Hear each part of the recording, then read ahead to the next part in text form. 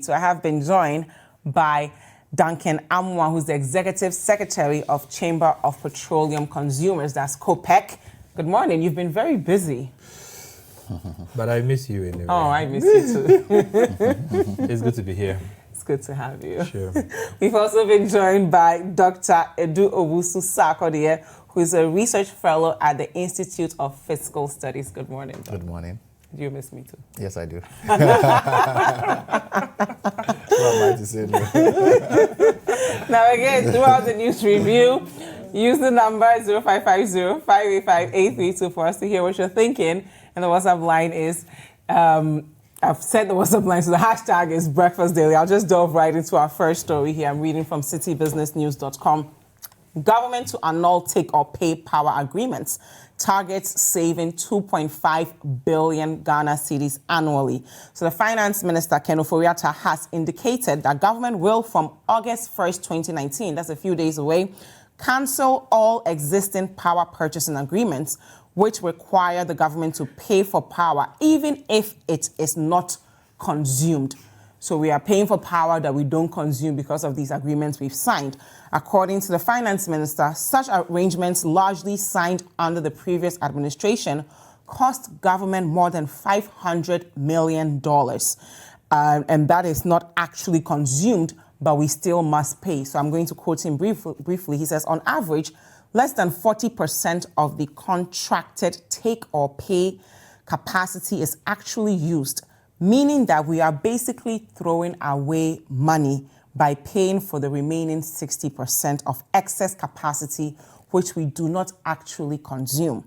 In monetary terms, what this means is that we are paying over $500 million or over 2.5 billion annually for power generated that we do not need. So we are spending 2.5 billion Ghana cedis for power we do not need because of this take-or-pay contract that we've signed.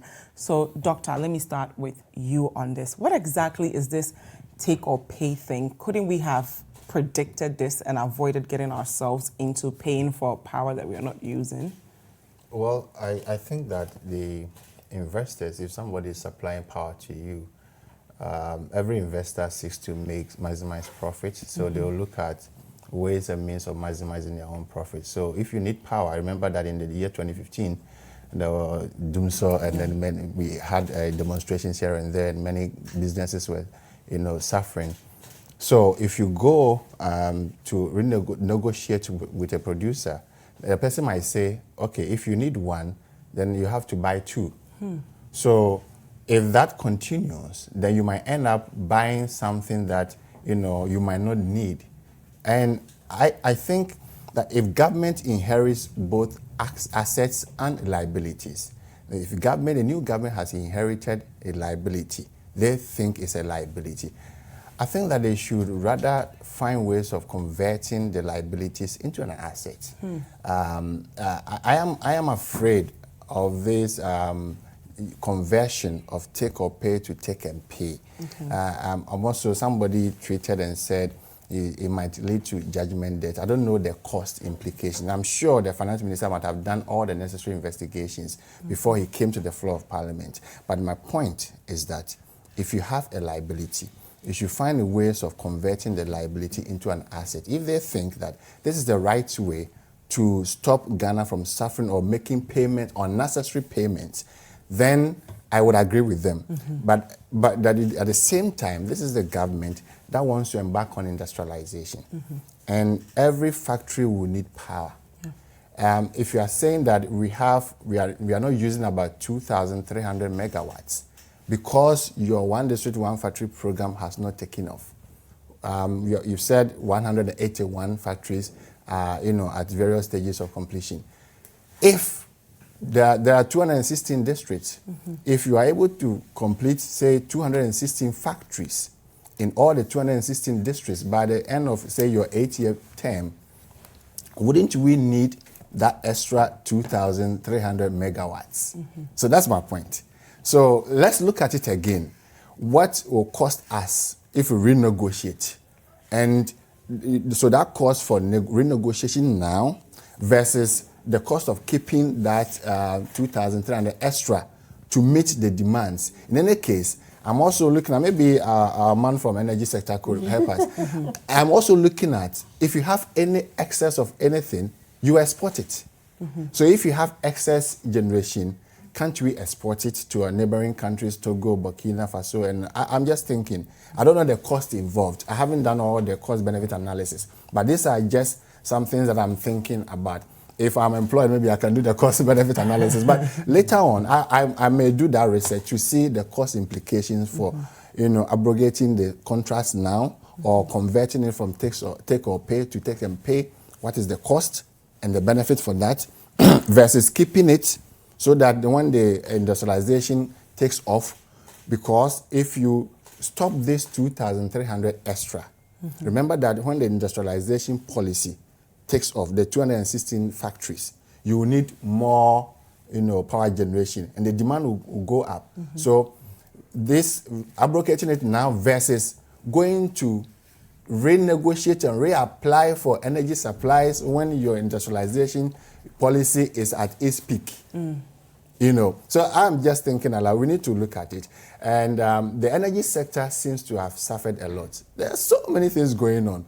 The one sector has caused the Minister of Finance to seek 6.3 billion cedis, out of which 1.2 is going for other expenditure, security, and then the 5.1, 5.2 thereabout is going to pay. Now, as of January 2019, the arrears, as stated by the minister, is 14 billion. The arrears in the energy sector alone. So it looks like a lot is going on in the energy sector, which some of us are not aware of. Even if we are aware, we haven't found a solution to that. And I think that we should take bold steps. If the minister has done all the cost-benefit analysis and he thinks that this is a bold step to stop that, then I agree with him. Okay. Because we need to resolve the issue and solve all the challenges in the energy sector. Okay. Now, Duncan, let's start from breaking it down a bit.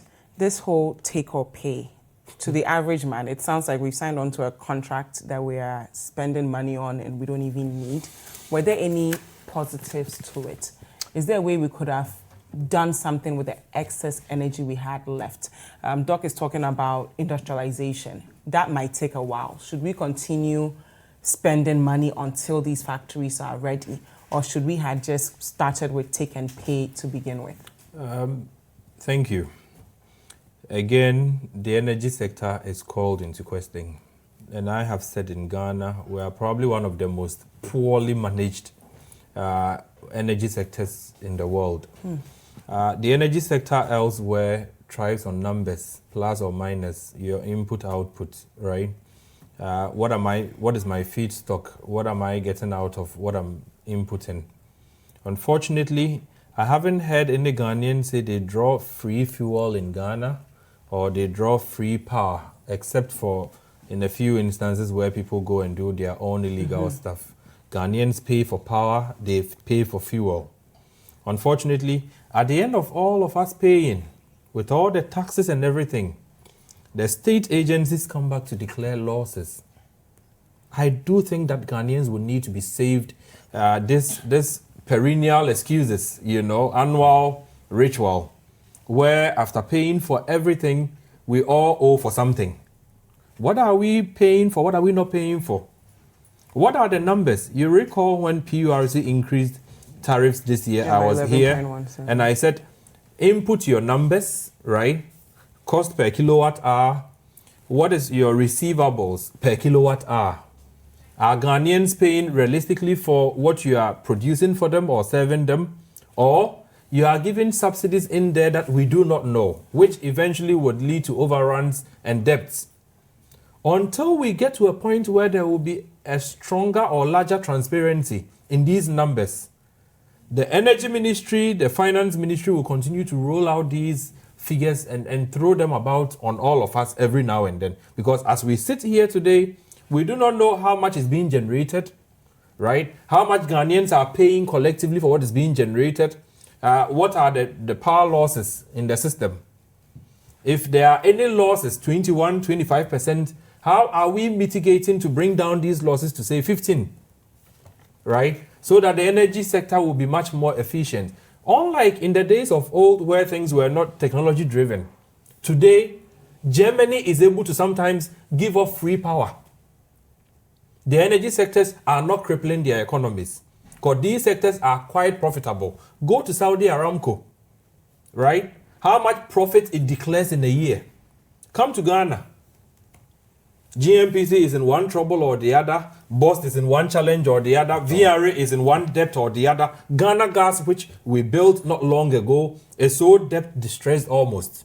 So there's something fundamentally wrong with the way we manage energy in the country. And unfortunately, the more Ghanaians are forced to pay, right, for increases, the more these policymakers or politicians come back to us to ask for more because there's a debt. What is bringing out these debts? Let us sit down, have a national dialogue, right? Is it that the fuel we sell to Ghanaians, we sell it at subsidized or reduced rates, and for which at the end of the day there will be overruns and Bost will run into debt? Or is it that infrastructure generally is not technologically efficiently driven, and so we leave too many lapses and lead to these losses? I do not think that the sort of numbers that we are being given today is a realistic, situation on the ground, because Ghanaians are paying for power. Where I live, I pay. I'm sure Doctor pays, you pay. How come these collections that are made eventually amounts to nothing, and it's as if at the end of the year we'll be told we owe 6 billion, 5 billion? So do you think it's a negotiation issue where we've gone to sign a contract and we've been given more than we need? So for the benefit of everyone at home, I need 5 eggs. You say buy 20. So I take the 20, I use the 5. We've all paid for the 5, but what are we going to do with the 15 that's left? Dziffa, Is it a negotiation problem? Is it a management issue? Because it seems like we always make money our problem when it's deeper than that. Maybe it's just a management issue, not necessarily throwing money at the problem. I was actually going to come to that one, but it's good you bring it up again. You see, the biggest problem for Ghana is procurement. So we went into a panic mode because Dumso had destroyed virtually everything in the country. And we signed a lot of agreements. Sometimes you are not even sure when these agreements will deliver. And so you may end up signing 3 or 4, hoping that you'll be able to secure something just to, in the immediate circumstances, solve the Dumso that was crippling your national economy. Yeah. I'm sure we did give a lot more concessions than we naturally should have. So if you listen to the former finance minister, he admits that they were in the process of renegotiating some of the take-or-pay agreements. Elsewhere across the world, right? I do know for a fact that some of these energy companies work for governments to be paid. Unfortunately, we work to pay these energy companies. They work to be paid. So per kilowatt you generate, you are paid for whatever. And some of the power companies are happy to work in those systems. In our instance, our hands are tied to our back, right? Installed capacity is there, available capacity is there. Somehow, some way, somehow, we are charged for installed capacity. So if the plant is 450 megawatts, instead of possibly paying for whatever the plant is giving you or feeding your stock, right? You are forced to pay for the 450 as whatever charges. Yeah. And that clearly cannot be sustained. So I'm quite certain that we'll give the finance minister thumbs up on any renegotiation they would want to do in this one. But then again, like Doctor said, if you're also not careful and you go squeezing these contracts, you'll probably end up creating judgment debt unnecessarily. Because some of the agreements we have seen, if you are to terminate, like yesterday, I read elsewhere, car power, I'm told if you need to terminate, you need to pay them about 2 billion. Wow. And on top of the 2 billion, the plant reverts back to them. So they take their plant away, you pay that judgment debt. So if we need to go back to these companies for some renegotiation, we need to do so carefully so as not to end up collapsing the energy sector altogether. And then again, I share in something Doc said. The West African power pool, right, allows you to supply to the power pool for countries that have a need for energy. Why do we allow these plants to sit idle if we can make, dollar rates from them? If you recall, not long ago, the president came out to say Ghana is now a net exporter of power, which is very good. And I think that if we did our numbers carefully and rightly, we should be able to supply to Togo, Burkina, the others who may have, power generation short, sometimes even the Ivory Coast. Yeah. So why do we allow them to sit idle? Are they sitting idle because we have refused to give them the monies they need to be able to power these plants? I have on occasion read where some of the plants, instead of probably giving you 200 megawatts, are feeding you 80 because they don't have enough to power. And then again, there's another fundamental challenge. I'll end with this. Where in Ghana, as shocking as it sounds, other countries have moved to LNG, right? Mm-hmm. We are still powering these plants with light crude. Mind you, out of this light crude, if you did a refining, you will get all the other products, your petrol, diesel, everything, and still get an off-gas, which can power these plants. Mm. But we throw crude in there, right? Crude that we could have, distillated, brought out the other products, and sell for market value, and still get off-gas to power these plants. We would rather use the crude, the whole product, to power these plants. And in the end, what becomes of us? It's like money being thrown down the drain. Something is not adding up. And I think the earlier Ghanaians start asking the critical questions, the earlier Ghanaians start demonstrating that the energy sector cannot be allowed to continue to run the way it's being run, the better for all of us. Because it cannot make sense that we pay for everything energy in this country, we pay taxes on them. At the end of the accounting year, they come back to tell you VRA is owing, whatever is owing, Ghana Gas, everybody is owing. Why are we owing? Why the mess? Maybe the Energy Ministry will need to give us more answers than they're currently doing. As for banding numbers about, anybody can do so. But how do we come by these numbers? Is it inefficiency on the part of managers, inefficiency on the part of infrastructure, inefficiency on the part of, revenue collection agencies, or Ghanaians are just not paying? If we are not paying, tell us, so that we become each other's keeper. If Dziffa has her meter running and mine is tapped, Dziffa should be able to report me, because my loss will become a debt on Dziffa at the end of the day. If these are the challenges, let us know. But to come back and throw numbers, billions, Dziffa, is sickening. I don't think we are managing our energy sector in any way efficiently. And again, the problems become cyclical. We go around, and at the end of the accounting year, we come back and declare losses. Who does that? Thank you, Duncan. Doc, let me come to you. Thank you. July 1st, just under a month ago, we were told that we're going to increase tariffs on energy by 11.17%. Yesterday, we've also been informed that the fuel part of ESLA will go up, and we'll all be paying 20 pesos per litre for petrol and 8 pesos per kg for LPG. How long do we have to continue paying? As Duncan is speaking, I'm feeling his pain. Yeah. You keep paying, but you're not even seeing the output, or you're not even being given a timeline that after 4 years, after 3 years, we'll be done with this and you can go back to your regular lives. Can we afford all these taxes? I'm very surprised about the way some leaders in the country take us for a ride. This drop that chamber thing. Yeah. It was a warning sign to them that the youth of this country, more or less, are also sensitive to some of these economic policies and programs of government. Remember that 60% of Ghana's population are between 15 and 35 years, very young. And these leaders that we have in our country should not continue to take us for a ride. We are spending 5.2 billion cedis this year just for one sector, the energy sector. Now, this is about, this is close to the 8.5 billion, which is used for capital expenditure.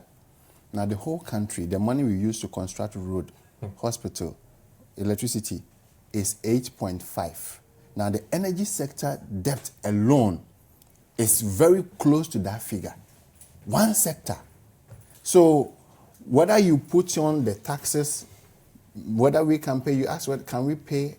It's not a question of whether we can pay or not. It's a question of whatever has been going on. It's more like putting water into the basket. You know, before yesterday's mid-year budget review, I was on your sister stations, so we're talking about revenue generation. So you talk about revenue generation. Government needs money. Let's tax this. Let's raise the revenue here. But it looks like we have lost the focus from revenue to also expenditure. In as much as we want to talk about revenue generation, we must also be mindful about the expenditure. If you raise 59 billion, 60 billion, and 14 billion is going to pay debt, you know, then I don't know what we are doing as a country. Now, these are the reasons that the minister gave on page 25. The reasons for the underperformance of the energy sector. Number one is the tariffs.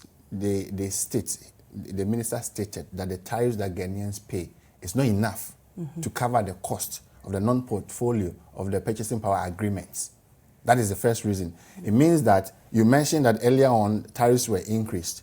So as we speak, the minister is saying that even with the increased tariffs, still it's not enough to cover the non-portfolio, you know, cost of the purchasing power agreements. Number two. We'll take a look at the rest of it, but we have to go for a quick break. Is that okay? Yeah, that's fine. Thank you. And thank you at home for being with us. We'll take a quick break and then continue the conversation. Welcome back. This is Breakfast Daily on Citi TV. Thank you so much for being with us. And we're discussing the mid-year budget review from yesterday. You and I are going to continue paying more monies. Now it's 20 pesos for fuel extra that we're all going to have to pay. I still have with me Dr. Owusu Sarkodie, who is a research fellow at the Institute of Fiscal Studies, and Duncan Amoah, who's the executive secretary of Chamber of Petroleum Consumers, that's COPEC. And Doc was just wrapping up for us with some questions that we need to be asking. So the minister stated that what has created the problems in the energy sector are one, the tariffs that we are paying is not enough. Number two, the MDAs, the ministries, departments, and agencies, they use electricity and they don't pay. But if the Minister of Finance is telling me that the Ministry of Finance uses electricity and they don't pay, and you are saying this on the floor of Parliament to 30 million Ghanaians, what should I do as a research fellow? You are the minister. Who's already paying tariffs. Yeah, you are the minister. Let them pay. Yeah. Whatever it is that the MDAs are not paying the tariffs, let them pay. Number two, he mentioned the inefficiencies in terms of technical losses, low collections. So in other words, the minister is saying that the power producers are not able to collect the right amount, i.e. that some people are using electricity, illegal connections here and there. Whatever it is that they are not able to collect, they should be able to be efficient enough and collect this thing. And the other one is the street lighting. Yeah. You mentioned street lighting, that street lighting is causing debt in the energy sector. I mean, these things, I wouldn't buy these things, but that is what he's saying on page 25. The point still remains that there seems to be some mismanagement of our expenditure in the public sector, the energy sector especially. We have seen reports of the Public Parliament, the Public Accounts Committee of Parliament, and we have seen reports from the Auditor General. I want to see in this country where somebody is prosecuted based on the report of the Public Accounts Committee. Somebody is prosecuted and asked to refund the money based on the report of the Auditor General. We've seen that the Auditor General has been making so many statements about how some of these public officers misuse our monies. We cannot, as a country, continue to go this way. Corrupt practices, wrong negotiations, contracts that benefit individuals at the expense of the nation. So remember that I started by saying that in as much as we are talking about revenue, we should be mindful of the expenditure. Yeah. If you raise 100 and then you say that the 100 is able to buy 10, when in fact the 100 could buy 20, you have embezzled, you have undertaking an act of corruption. I don't see what the special prosecutor is doing, Martin Amidu. What has become of him? We want to see an action taken to punish public officers who undertake such contracts, dubious contracts, at the expense of the nation. We cannot sit down as a country and be going back and forth. Like my brother said, whatever it is in the energy sector, we need to stop it. Yeah. So if you are saying that the tariffs we are paying, the items you have listed are not enough to cover the debt, until when are we going to continue with this? Let's find a long-lasting solution to this. If the minister says he's going to renegotiate the take or pay to take and pay, and he thinks that it will be cost effective, I support him. Whatever renegotiation in the contracts that we have to stop, whatever it is that somebody is taking, a percentage, if the minister can stop all these things, we will fully support him. And he too, he should not go and then, abrogate the contract and come back and renegotiate and take his, excuse me my language. So all that, if he is renegotiating to save Ghana money, then we support him. Because we need money. Yeah. We need money. The budget needs money. Only 3 items consume everything in the budget. The minister has control over only 4% of the total revenue and grants. We need money. Yeah. We need to create jobs in this country. If an economist, and now if an economist you are talking, you don't take it, somebody might be offended, because the thing that we believe in figures, macroeconomic, GDP and inflation, but the person on the street is looking for a job. Yeah. In fact, even talking about those who are employed, there's something we call vulnerable employment. The person is just doing hand to mouth, cannot save, cannot shore the person's self against external shocks. These are the realities on the ground. So we need money to build that factory, that 1 factory. We need money. Even if you are saying it's a private sector participation, you, the government, the onus lies on you to provide electricity, road, water, the infrastructure for that factory to embark on. So we need to invest our monies wisely, create the jobs, and then better the lives of Ghanaians and stop these, corrupt practices that is going on. Thank you. Now, Duncan, one of the great news that came out of yesterday was government withdrawing the luxury vehicle tax. Everyone is excited. And of course, that tax was added to help us raise revenue. Can we think of innovative ways to raise revenue moving forward? I mean, one of the things in MPP's manifesto was going from taxation to production, where we won't have to tax to raise revenue, but we will perhaps leverage on 1D, 1F, all these factories, industrialize, so that we can make things and grow some revenue. Is the way we're going right now the healthy way of raising revenue? And touch on the withdrawal of the luxury vehicle tax as well. Dziffa, at the outset of the coalition against the luxury levy, which I serve as a spokesperson, we were not in doubt in our minds that it was a very bad policy. Bad to the extent that government itself was going to lose revenue if people who bring these cars, the 3.0 upwards, could no longer sell them because Ghanaians didn't find them attractive enough to even want to buy and be paying every year huge penalties. And so it wasn't helping the government, it wasn't helping the car dealers, it wasn't helping the average ordinary Ghanaian who probably had a need for vehicles with a higher clearance because of the poor nature or state of our roads. And so we are quite happy with the finance minister, with the government, for listening to dissenting voices. I will come to the increase in fuel taxes, Dziffa, because as I speak with you, a lot of organizations are putting our heads together. We are going to petition Parliament tomorrow morning, first thing, to ensure that the people who represent these trotro drivers in Parliament, the people who represent Dziffa, who represent the teachers, the doctors, the everyday Ghanaian, right, who is already complaining of the harsh effects of high fuel prices in Ghana, right? Our parliamentarians should do us a service and for the first time demonstrate to Ghanaians they are not a rubber stamp parliament. But where else can they get the money from? Dziffa, as a chamber, for the past 4 years, we've on annual basis published our findings on the illegal fuel smuggling, cartel, such that every year government is losing in excess of 1.6 billion, and I will put this on record. The Chamber of Bulk Oil Distributors, my brother Senor Hosi's members, in fact, they are getting ready with their reports. How much Ghana lost last year alone in revenues from fuel smuggling alone is in excess of 1.6 billion. The NPA puts their figures at $200 million. That's about 1.2 billion. right?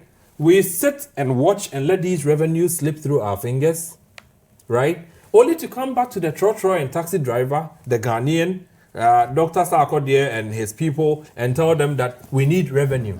Whilst the revenue is going around our noses. Dziffa, if you go through the Temakpo enclave, there are a lot of structures there where the illegal fuel sometimes is smuggled into. They find a way to box these products and deliver them onto the markets. Ghanaians buy and pay for them, believing they are paying taxes, but these monies are ending in private pockets. If the government is serious about revenue, block those loopholes. At least immediately you can be assured of some 1.5 billion coming back into government chest. You would not need to increase taxes to realize 700 million for the rest of this year, 2019, and then expected revenue for 2020 as a result of the increase in taxes, 1.4 billion. When 1.6 billion is going into private pockets, unfortunately, Dziffa, the people engaged in this fuel smuggling are the high and mighty. The trotro driver cannot go and smuggle fuel. Dog cannot have the power. But people who have overriding powers, who can, instruct security agencies to leave a truck, are the people engaged in this act. So they siphon the monies, and you come back and tell us that the already suffering masses who are squeezed, that you need more taxes. That clearly cannot stand. And we are going to Parliament first thing tomorrow morning. If that fails, the finance minister should get ready, because all the organizations mentioned will go and sleep in the finance minister's office and help him work. But Duncan, we still have this 5.1 billion Ghana cedis that we need to pay for. So if we're saying don't take some from fuel, where else should we get that money from to pay for that debt? Dziffa, I doubt you had an idea how the 5 point whatever billion, 10 billion. I doubt the trotro. I doubt Doc had. Or maybe you do. I mean, you're a researcher, so maybe you have some idea how it came to be. It came about, yes. The 5.1 billion. So the inefficiencies that he's talking about. That's the calculation. Come on, the minister himself on page 25 has listed what caused the problem. And Dziffa, you know what he adds? Inflation. Your city's whatever performance. Do I control inflation in Ghana? Does the trotro driver control? Does DOC have a control over inflation? So if their own inefficiencies lead to overruns and debt, must they come back to the trotro driver and take more from their pockets? But they are representing us. Dziffa, so if they are inefficient, they should resign. Because at the end of the day, DOC cannot sit in the comfort of his home, create debt, and come to me, Duncan, in my corner somewhere struggling to get 2 square meals a day. And say that, oh, Yaboka in the Ghanaian parlance, right? And so come and pay. If we cannot nip the inefficiencies, the systemic challenges, the operational and contractual challenges, if we cannot nip them in the bud, and we'll continue to pass them on to the Ghanaian consumer. Dziffa, as I speak to you today, Ghana has one of the highest fuel prices in West Africa, one of the highest in the world as well. In fact, if you take a look at countries that have similar characteristics as we do, an oil-producing country that also imports finished products, right? Compared to Nigeria, who is paying about 12 cedis as we speak today per gallon, Ghana is paying 23. We import from the same ARA sources with Nigeria. The same vessel that brings fuel to Ghana takes to Nigeria, or takes to Nigeria, brings to Ghana. Same fuel. They are able to sell theirs for 12 cedis. The government is not complaining of revenue. We add all the taxes and everything, come to 23, we are now adding 1 cedi to go to 24, 25, and the excuses are that we need revenue. Clearly, somebody should excuse all of us in this country, but clearly, the next time that anybody thinks of revenue, maybe they should think of other productive sectors or closing the loopholes, at least tighten the loopholes. CDD report, just last week, suggested we have lost 5-point-something billion through corruption over the past 2 or 3 years. If you let the revenues go, and you will come and squeeze Dziffa, whose income has not been expanded, the dollar-wise, further, you are not helping the people, and generally, cost of living goes up, right? Ghanaian workers will start asking the same government to increase their salaries, right? So the monies that you are collecting, workers will come and collect it back from you the other way, but you would have ended up increasing, cost of living, which the unemployed will have to grapple with. And so it is not surprising that the poverty gap will keep widening. The have-nots will continue to, be at the base. Those who even have, some are dropping because companies are folding up. Dziffa, fuel price increases in Ghana is not a joke for any government to want to consider. If you increase fuel by 1%, you know what it does to the economy? They should find out. Okay. Jobs are lost. Businesses collapse. Sometimes overheads become too high. Some businesses will end up, let me fold up, sell off whatever I have and just get out before the boat sinks altogether. And so jobs are not created. Okay, Government should be a bit mindful of the people's plight. We are going to resist this. We'll resist this tomorrow. We'll continue to make efforts to get the finance minister to rescind the decision. And if Parliament will be mindful, they should cap petroleum taxes for Ghanaians so but that you're happy no about government the can charge luxury. You're happy about the withdrawal of the luxury. Exactly, because you were expecting 139 million from the luxury tax. You ended up making about 30 million. Clearly less than 30% of your own projections. It tells you that the tax policy was wrong or bad, from the outset. Okay. This would also be resisted, and I'm sure that they will reverse this equally for Ghanaians. And Parliament should cap, if it is 20% of taxes that a government is allowed. Government should not charge beyond 20% direct taxes on petroleum. Parliament should be able to put a cap on it for all of us. Okay, so yes, on the luxury vehicle tax, because he's gone back to fuel. But let's stick to the luxury vehicle tax. That's been removed. I was going back to the fuel. No, we're going to make progress. We'll make progress. Just a second. There is economic justification for that increment based on what they put in the budget. That it was about 24% of the ex-pump price. Yeah. Now, because of exchange rate and inflation, the value has gone down to 17. Okay. So you want to keep the value at about 21%, which is true.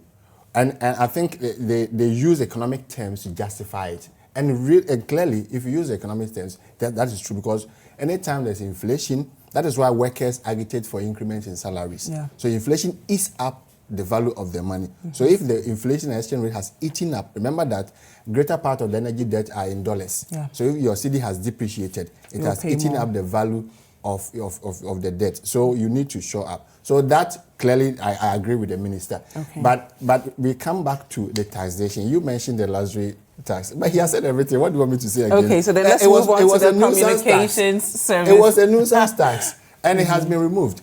And you see, the other point is that the vehicles which were classified as luxurious because of the engine capacity, now the minister has stopped the collection of taxes from them, has come back to the petrol, because these bigger engines are the same engines that will consume more petrol. So you come back and you pay. But smaller engines will have to pay as well, right? Yes, but in this case, no matter how small you are. In this case, we are all going to pay. The communication tax. Yes, so let me just do a quick read up on Citi Business News, and then we'll continue. So I'm reading from citibusinessnews.com, and it says, Telcos chamber calls for more dialogue on tax before it is increased, in an attempt to walk the fine line of meeting government's revised total revenue and grants target of 58.9 billion while avoiding overtaxing its citizens. The Finance Minister, Ken Ofori-Atta, has made a number of proposals. Key amongst them is the proposed increase in the communication tax service. So we're going to go from 6% to 9%. Now, the chief executive of the Ghana Chambers of Telecommunications, Kenneth Ashigbe, even though they were surprised by the proposed increase, they're still urging government to open the issue up for further deliberation. So I'm going to quote him briefly. He says, looking into the documents, I didn't hear anything about implementation. That's where sometimes the engagement with the government is important, because apart from the implementation time, you should bear in mind that the government would expect a marginal return on this increase to be positive. Now, this is something he said that I found really interesting, but the elasticity of demand of telecommunication service is not inelastic. People are already complaining about the high incidence of taxes. The increase might result in decreased demand, thereby affecting the projections of the communications service tax. So he's warning that if we are not careful, we might have the same issue we had with the luxury vehicle tax, where people say we're just not going to use these vehicles or buy them anymore because taxes are so high. So now we are coming to communication, which is something that we all have mobile phones. We are all going to pay more for, but demand might decrease. As I was listening yesterday, I just kept thinking maybe I'll stop consuming enough data. I'll just call someone, flash them like we used to do back in the day, and talk to them in person. Free night course. Yes. So, Doc, please tell us about this communication service tax. I now know where they are coming from. Where are they coming from? Because they use the word elasticity of demand. And this is an economic term. Yes. Break it down for us. So elasticity of demand is saying that when the good is elastic, as he said, anytime you increase the price of that good marginally, even if you increase it by 1%, there will be the demand for that good will go down by more than 1%. That means the good is elastic. Okay. So that is why they are very careful, because with the communication tax increment, it will increase the price of communication services. Yeah. And that will cause a decrease in demand for those services by a larger proportion, and therefore they will lose. Oh, are they assuming that the sector is inelastic? Yeah, from what you read. What he's saying. When we say a that good is elastic, that's what it means. Okay. The inelastic ones are the petrol and then kenke, the wache that we buy. You can't live without them. They are the inelastic. Water. Those are, you can't live without them. But the elastic ones, you can actually live, but you can in survive. our generation, can we survive without calling, texting, using internet? Again, I haven't done the calculations to confirm whether it is elastic yes, of course. or not. And this is coming from saying that Kenneth it is elastic. Yeah. If what he is saying is correct, and I'm not sure he will lie. So if it's correct, then that is what it means. That marginal increment will cause a larger decrease in the demand for that service. What do you think? And they will lose. What do I think? About what the communications tax, service tax that we're all going to this pay is what 9% is going to happen. for now. Yes, anytime government imposes tax on something, on a good, on a commodity, there's something we call the incidence of tax. Will it fall on the consumer, the final consumer, or it will fall on the company, the producer? If it is inelastic, like the kenke and wache, it will fall on that's why government finds it convenient to just go to fuel because it knows that we can it do will without come to us. Yeah. But if it is the service tax like this, it will go, the greater part of the tax, a greater component of the tax will be borne by the producer. So that is why they are crying. So the current 6%, yes, who is paying for that current 6% within that sector? They pay greater part. If of it is the elastic, 6%. They pay greater part. Okay. And the initial, the idea behind the communication tax initially was to raise revenue for youth employment. And then in 2008, remember Honorable Banredu at that time, they introduced that communication tax for the Youth Employment Agency to create more avenues, develop skills, create jobs for the youth. And now the minister is saying that having been increased from 6 to 9%, that portion which goes to the National Youth Employment still will go to them. But the remaining portion will be used to finance the extra expenditure, the budgetary expenditures that we know about, security, and then the free SHS and other things that. But what does this mean for us? Users of mobile phones, we call each other, we text each other. Should we be worried? Or? Yeah, you should be worried. You pay more. Whether the producer takes, I'm saying that if the good is elastic, the producer, if it is 1 cedi, the producer will take, say, 60 pesos or 80 pesos. But the remaining 40 pesos will come to us. Wow. So whether marginally or not marginally, whichever case you look at it, we will still pay more. Okay. And of course, it's going to affect inflation. That is why I'm also not happy about if the minister has imposed extra taxes or increased the tax rate on petroleum products. Now you have increased the rate on communication tax. How then do you want to still keep inflation target as because the last time we did something about petroleum prices, inflation, boom. Yeah. So I want to see how we can manage that. Of course, inflation is not caused by only the petroleum price. There are other factors. So I want to see how this is. But so in a nutshell, to conclude, you are saying that how would they affect us? It will increase the prices of the talk time that we do, your WhatsApp, your calls. So you do the flashing and midnight calls.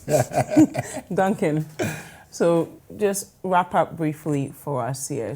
Walking away from the mid-year budget review, we were all excited about the removal of the luxury vehicle tax, but now it looks like we're going to pay more for fuel and we're going to pay more to talk to our family and friends. Is taxation the only option we have to revenue generation, or should we start looking at other forms of revenue generation so that anytime we talk about increasing revenue, Ghanaians don't have to look the way you're looking right now, that our pockets are going to pay the price? You see, Dziffa, let me quote something here. According to the finance minister, justifying the need for the increase of the CST, communication service tax, that is levied on charges payable by consumers for the use of communication service, Mr. Oforiatta said it would aid the improvement of service delivery. Who are they deceiving in this country? We've been forced to pay and pay and pay. Now you are coming to take more from all of us through the telcos. And you are saying this would aid in the improvement of service delivery. I don't know if now the finance ministry is going to now invest in the telcos as far as, service delivery is concerned. But that's not the only thing it's going to aid with, right? So there are other factors as well. It will help. You mentioned employment, for a viable technology ecosystem in the country. But do we have to pay money from our communication service to innovate the sector to do this? Clearly, either people are not thinking out the box to find lasting solutions to our problems as a country, and so whatever problems they identify, let's go to the people and take money. Yeah. They presume that Ghanaians have, like Doc said, inelastic incomes. Our incomes are so flexible, anything at all that you hit Ghanaians with, they can be able to afford. We are saying that we are going to Parliament. There should be capping on some of these taxes so that today's government, future governments, forever governments will not be as arbitrary and capricious in the application of taxes on Ghanaians. As it is, Dziffa, you could wake up tomorrow morning, CST could go up to 30%. The communication service providers, the telcos, may be forced to, at a point, give poor quality of services because the monies they collect from the customers, a greater chunk is being collected from them by government. What do they reinvest in the systems? Dziffa, it is not a very comfortable thing at all. The finance minister has done well with the luxury levy, but on the other charges that they are slapping on Ghanaians, we beg to differ and will resist some of them. Thank you so much. Dr. Edu Owusu Sarkodie is a research fellow at the Institute of Physical Studies, and Duncan Amoah is the executive secretary of COPEC.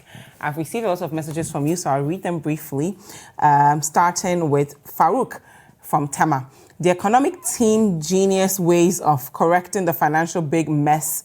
Okay, and let's not play politics with this. It affects all of us.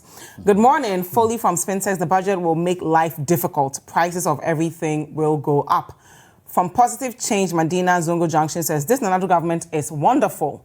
They said they solved Dumso, but they blame the previous government for providing us more power than we actually need. The question is, who solved Dumso? I don't think that's the question. The question is, why are we paying more than we need? And we have to pay 5.1 billion Ghana cedis that you and I can't afford for energy that we don't really need. Abdul Basit Zongo. Okay, so I'm very confident in the government of MPP. Okay, it seems like we have a lot of political enthusiast on the show today, but let's try to put politics aside and figure out what we can do for our own best interests. If we don't take care of this, the next generation will have to pay for all this debt that we keep accumulating. Thank you so much, gentlemen, for being with us this morning. And thank you at home as well. You can smile. I know you are on your fight with the government on the floor. Don't go anywhere. No, we are going to sleep we'll be right back.